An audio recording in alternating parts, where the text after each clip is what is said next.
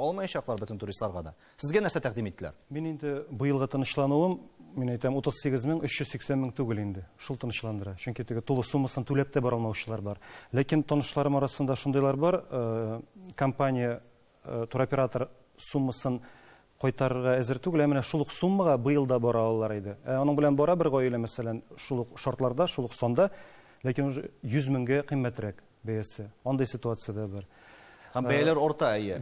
Сезгә тәкъдим иттеләрме шул Россиядә ял итәргә? Миңа тәкъдим итмәделәр. Минем ситуациядә агент ул турыдан-туры түгел менә шул операторныкы.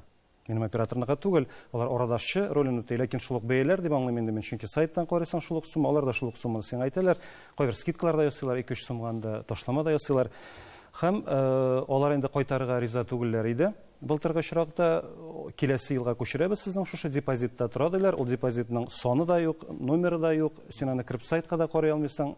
Бармы ул юкмы дигән Ташламаганга рәхмәт инде. Теге кино итеп диләр бит инде чыгарып ташламаганга рәхмәт.